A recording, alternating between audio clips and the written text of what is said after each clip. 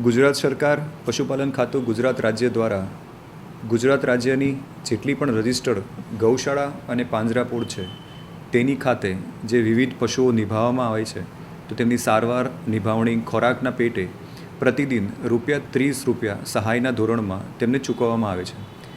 દર 3 મહિને આ પોર્ટલ આઈ ખેડૂત પોર્ટલ ઉપર ઓપન થતું હોય છે અને વર્ષ 24-25 માટે એપ્રિલ 24થી લઈ અને જૂન 24 સુધી જુલાઈની અંદર પોર્ટલ ખોલવામાં આવ્યું હતું. એમાં કુલ 30 સંસ્થાઓની અરજી આવેલી હતી ઓનલાઈન અને તે પૈકી કુલ 27 સંસ્થાઓના 6053 પશુઓ માટે ₹1,65,24,690 પ્રતિદિન ₹30 લેખે પશુપાલન ખાતું ગુજરાત રાજ્ય ગાંધીનગર તેમજ ગૌ સેવા ગૌચર વિકાસ બોર્ડ દ્વારા તેમને ચૂકવવામાં આવેલા છે. આવી જ રીતે આ પોર્ટલ જુલાઈ, ઓગસ્ટ અને સપ્ટેમ્બર પૂર્ણ થયા બાદ ઓક્ટોબર માસની અંદર 1 ઓક્ટોબરથી 15 ઓક્ટોબર માટે ફરીથી ખોલવામાં આવશે. તો જામનગર જિલ્લાની જેટલી પણ રજિસ્ટર્ડ ગૌશાળા અને પાંજરાપોળ છે એઓને નમ્ર વિનંતી કે તેઓ ઓનલાઈન અરજી કરે અને સાથે રાખેલા સાધનિક કાગળો સાથે તમામ અરજી નાયબ પશુપાલન નિયામક જિલ્લા પંચાયત જામનગર ખાતે રજૂ કરવાની રહેશે.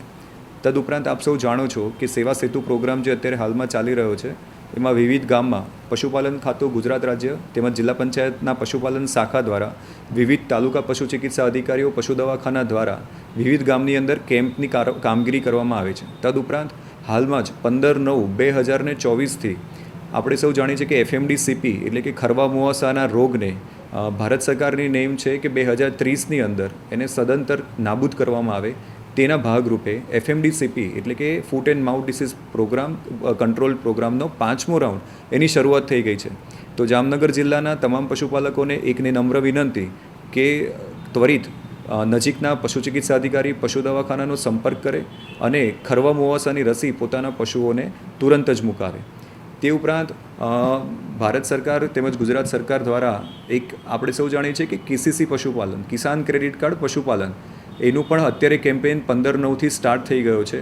તો એમાં જે પણ પશુપાલકોને પશુઓની નિભાવણી માટે કે ખોરાક માટે ક્રેડિટની જ્યારે જરૂર હોય છે તો બેંકમાંથી એક ફોર્મ ભરી અને એ કામગીરીમાં ક્રેડિટ પોતે લઈ શકે છે. એના માટે પોતાના નજીકના પશુ દવાખાનાનો સંપર્ક કરે અને એમાં કિસાન ક્રેડિટ કાર્ડ પશુપાલન ભરવામાં સંપૂર્ણપણે પશુપાલન ખાતા દ્વારા સહયોગ આપવામાં આવશે.